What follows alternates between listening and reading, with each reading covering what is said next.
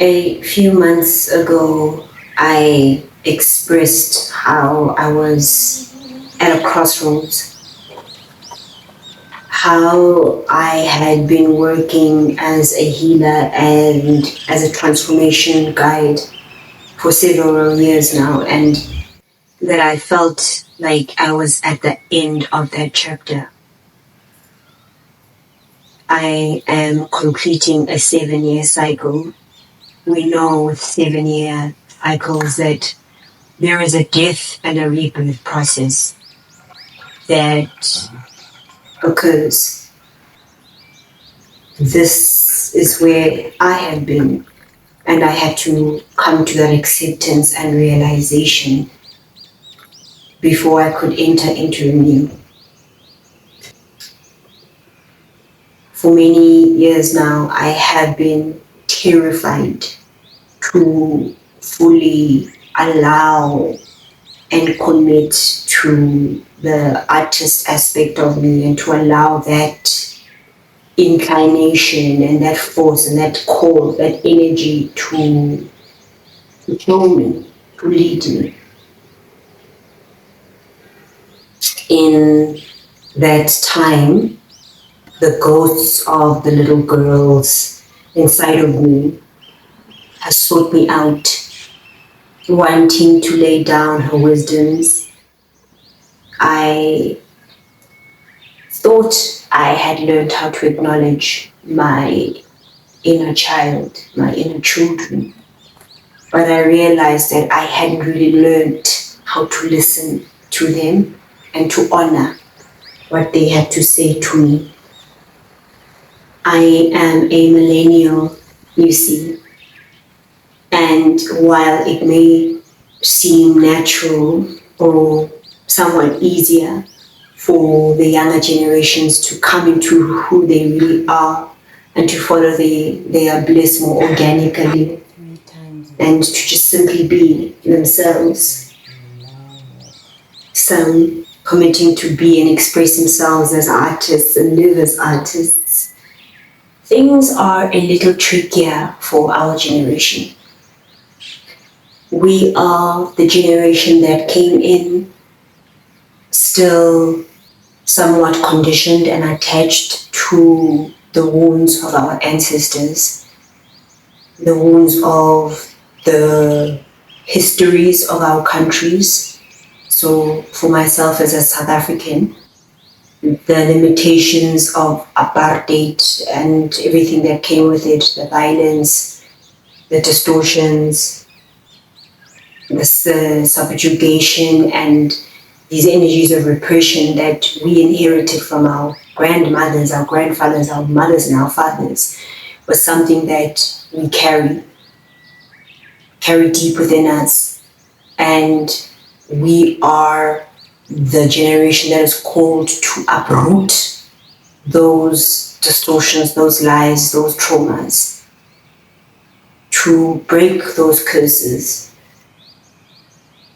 It's been harder for us to be our authentic selves because there's been so much density that we have been called to heal and to transform within ourselves, our families, and within the whole. I had to listen to the child tell me some of these pains, some of these keys, I guess, in order for me to come into the realization of some of the things that I'm now embracing at this point in my life. Acceptance. I've had to accept certain things about myself. This is what we're all being called to remember. The things that are true for us to find these, to embrace them and to become them. For me, though I'm really good with people, I enjoy people and their stories. I am a bit of a loner, and that is the part of myself that I didn't allow room for. I thought that I needed to be the joy of the room, to serve other people, to make them happy. And I did this at the expense of myself. I left myself parched, watering other people, and forgot to water myself.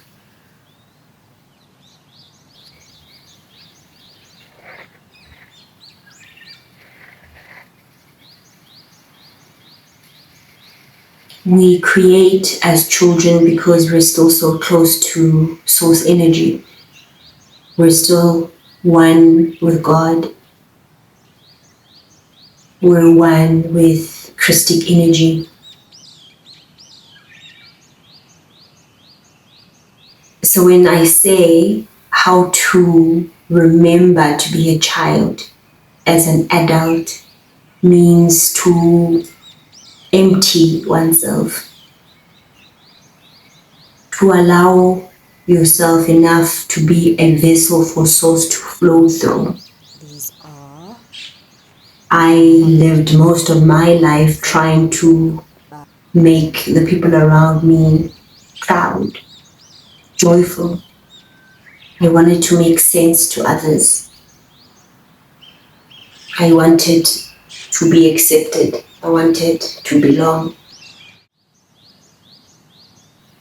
This is what came earliest for me. And what I mean by that is that being in service to others, serving, it fills me up, it makes me happy. This is what has come easiest for me, to be in service. I feel like I've always known it to be a sacred song of being a human in this world, It fills me up without me feeling that I need to be worthy of anything. I feel blessed when I serve. But as I stand here now, I realize that in order to be able to continue to bless others, we have to bless ourselves. I enjoy healing. I feel that it is a divine calling, and it's a call. I do not take that gift lightly. I realize what it means to be a vessel in this way. When I work with others, I feel God pouring into me, and I'm so grateful for that intimacy and that space that I get to create with another, and to invite an energy of healing to occur. But when I create, when I make art and I'm working with my hands, I feel my heart open up. I'm taken by a love I can't explain. It's a communion, with the beloved, and I remember why I am here. I remember who I am, and I remember what I'm meant to feel like as I am here. I feel light. I feel free.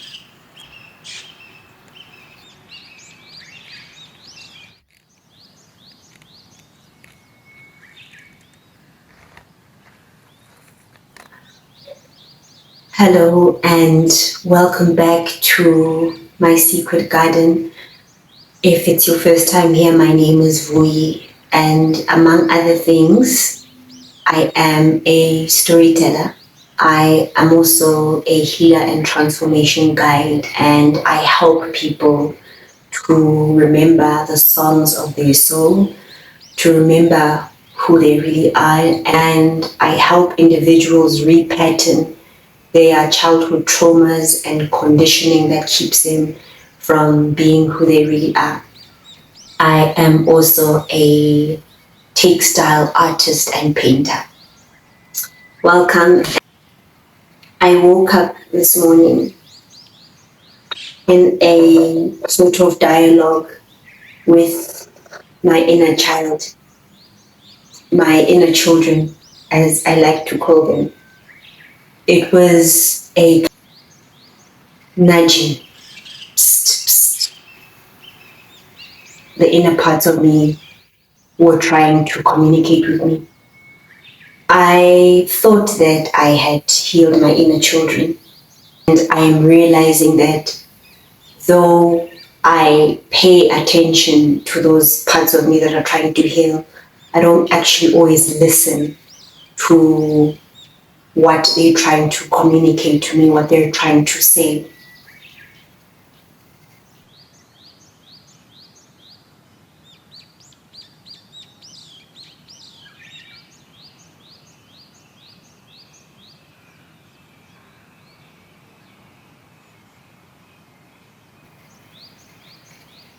Some videos ago, I mentioned my frustration and somewhat confusion around where I was in my life in terms of the work that I do. I started to feel a certain kind of resentment for my work. And as I'm listening this morning, I am understanding something deeper about our inner child and how sacred that part of us really is, because the inner child is actually our essence, and our essence is actually the divine. To be in contact with the inner child is to be in contact with the Most High. When we grow up and leave the child behind, we cut ourselves off of the well, the waterfall that comes from the cosmos into us, that wants to help us navigate this realm, that wants to help us to see, to heal, to remember. My inner child was asking me, but why are we here? Why are you here?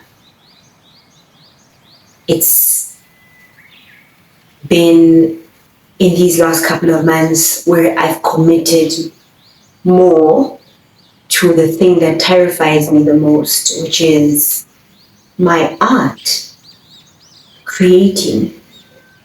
I have realized that what hurt me and what caused the confusion was that most of my life I've spent pouring into other people. Around teenagehood was when that change started to occur, and that chain, that umbilical cord broke. I've poured endlessly into people, sometimes becoming bitter and angry because I didn't feel that there was a reciprocation. My inner child is trying to express to me that it's important that I learn to pour into myself first, because this pouring into myself will give me better discernment into knowing and understanding who is there to pour into me and who is there to just take. When you think about the trees, for instance.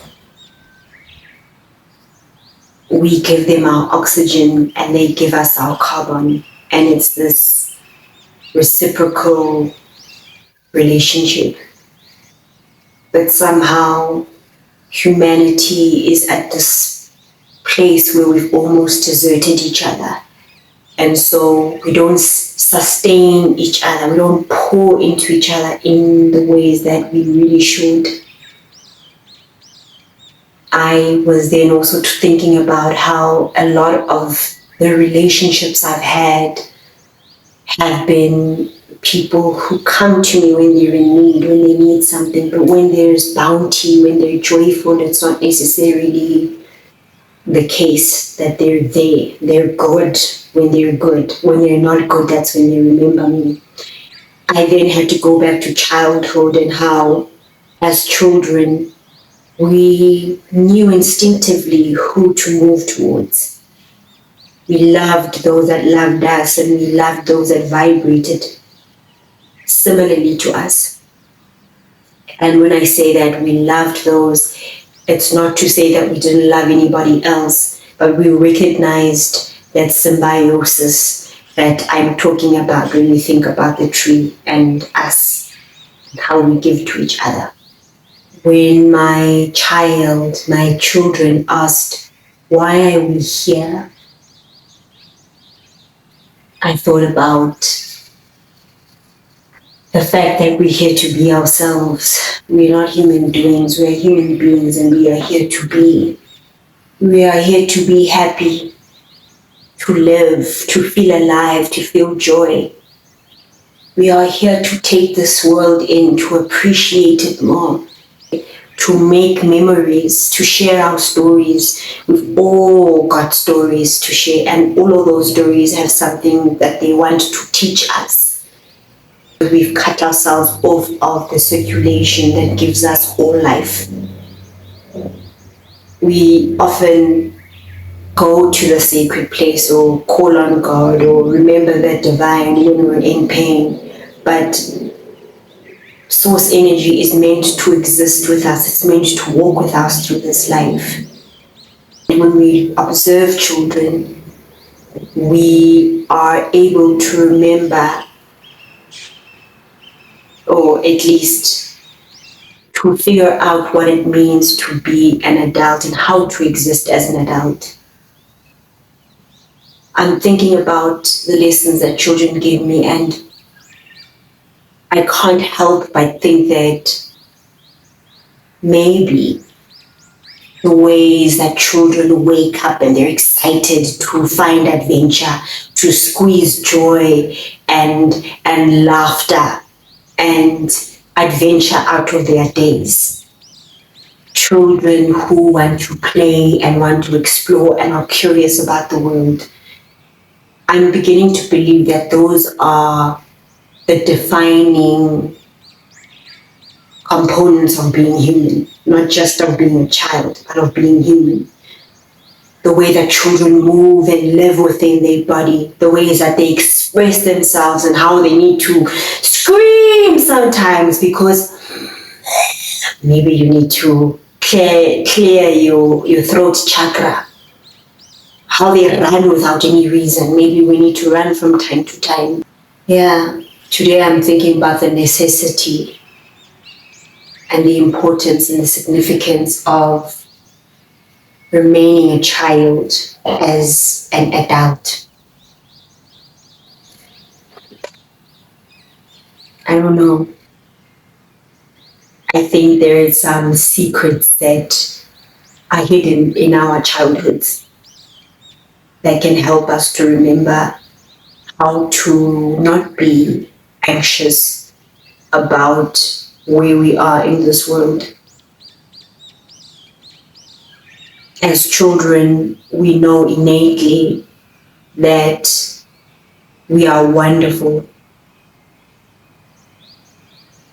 The confusions that we sometimes find ourselves in, feeling stuck, feeling like we are falling behind, feeling like we're not enough. Most of those ideas are inherited from a world that says this is what you're meant to have at a certain age, this is what you're supposed to do, this is what you're supposed to look like, this is how you're supposed to behave.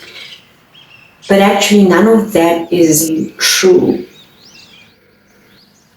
We're not all meant to express ourselves the same ways. We're not all meant necessarily to be married at a certain point. Some of us might meet our soulmates at 45 or 67. There is no race.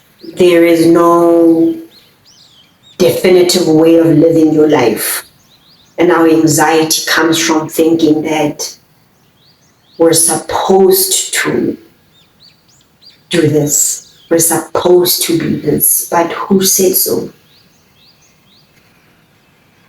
There are myriad realities in this world, but there are all sorts of lives being lived, and you do not have to live yours in one way.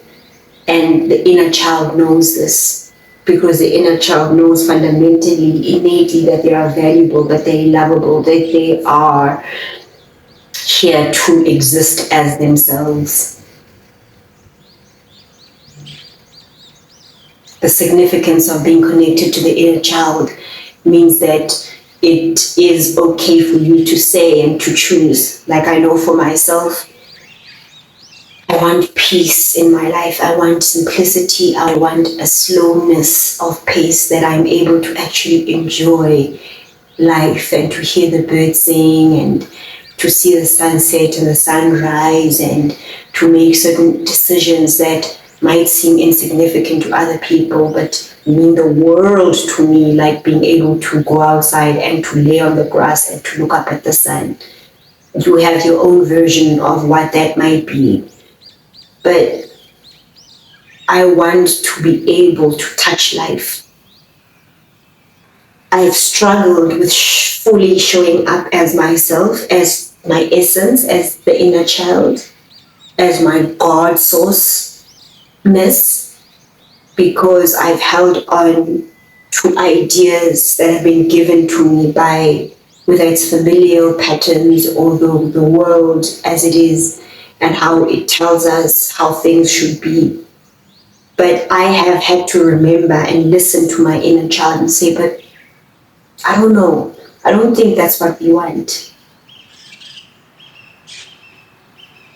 I don't have to hide that I struggle. We don't have to hide that we get confused sometimes. We don't have to feel like we are inadequate if we cannot eat at certain restaurants or do not dress in a certain way. We can be ourselves. We can wear our own crowns if we choose to.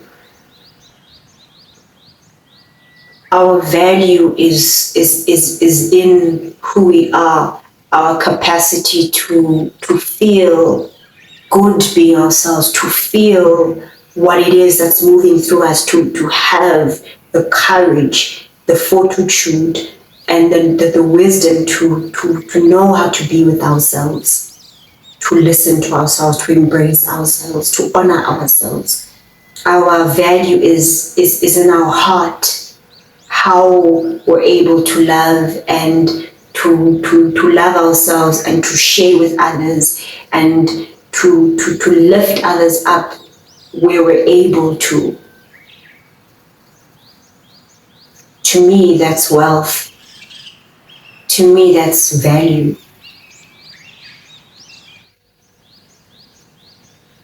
I can accumulate and accumulate and accumulate and accumulate things, stuff, money. But if it doesn't help all of us rise, then my inner child is saying to you, remember what it is that fuels you up, that makes you feel alive. If it means buying seeds and planting them and nurturing them and growing food or seeing a plant grow. If it means getting a recipe book and buying ingredients and learning how to cook. If it means taking out the calculator and doing maths like you loved, when we think about being creative, we think that it means paint and paint brushes, but there are those who are geniuses with maths.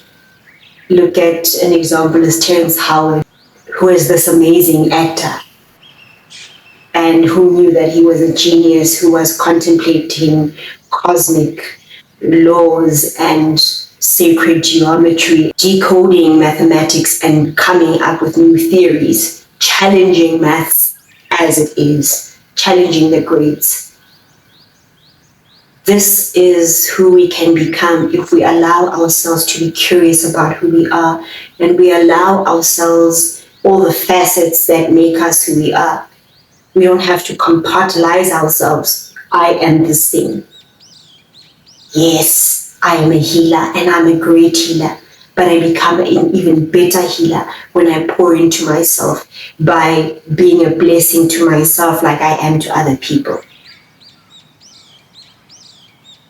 I love sound, and there's that part of me that expresses and finds joy and finds that I am stronger when I make music, when I make sounds, when I dance, and when I move. I don't know what it is for you, but the invitation from my inner child is for you to bow at your own innocence and purity and be curious about allowing that aspect of you to guide you.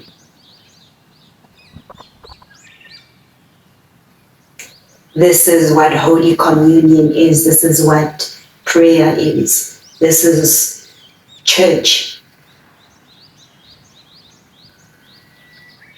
It's a weird transition that we're all in. It's a challenging one. But I'm convinced that it's simple. It's asking us humans to go back to basics, to become light if we can. Like that song, bare necessities, and simple necessities. Forget about your problems. I think once we strip away everybody else's ideas and even sometimes our own visions of what we think we want for ourselves, and we just endeavor to make ourselves joyful and happy, and we just become curious about the simplest things, the tea that I'm drinking is, so it's rose petals and some hibiscus leaves. And the reasons why I'm working with these particular herbs is because I realize that there are parts of my heart that have been closed from fear, from feeling taken advantage of, from many things that caused my heart to be closed. I didn't realize that there were aspects of me that were still closed up, but my inner child, again, has been, key in my seeing what it is that I still need to do to really liberate myself and to be a loving person and to exist and sustain myself off of love energy. So that's part of what I'm doing to try and be more joyful, more childlike, more innocent, right? So these are just examples of how we can begin to unlock our own curiosities by putting our energies into the smallest things. Who cares what you drive? A car just takes you from A to B. Are you happy? Is your digestion working? Are you drinking enough water? Can you remember your own thoughts from this morning, or are you full of the algorithms, suggestions, and just constant intake of other people's ideas and lives? I think simplicity is the way of now and what will resuscitate and redirect us. So yeah, that's what I wanted to come in with today. Play, children, play, for tomorrow you will be old. I'm going to attach the link to a soundscape I did some time back, a soundscape for your inner child. Tap into that again. Yeah, I'm just here saluting your inner child and inviting you to remember how to be more playful, to remember to connect with the part of you that is trying to speak to you, that is sometimes far wiser than the adult version of you. There you might find the spirit of the divine waiting to embrace you. Things don't have to be as complicated or as hard or as confusing as they are. And it's okay for you to be where you are. You have value as you are. Thank you for being with me and with us in the Secret Garden again. I will see you next week. And I also just want to announce that for our first birthday celebration, it is our 1 year month. I would like to offer a person, someone, a 1 hour, 60-minute sound journey.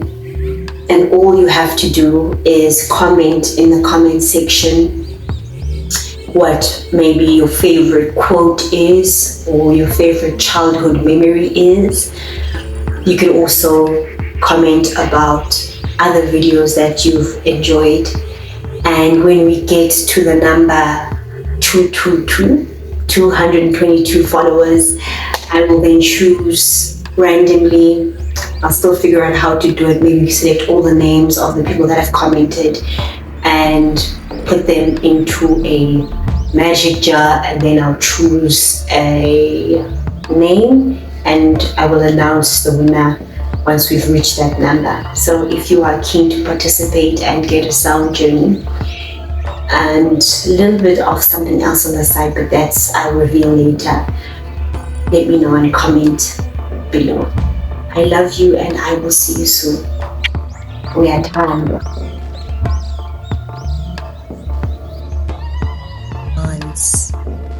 Watch the sunset, watch it rise, lay on the grass and feel it at your back. Look up at the clouds and find the shapes in it. Read a good book, plant some seeds, call a friend, drink deeply from life, look at people in the eye, and allow yourself to feel. Live life, live life, live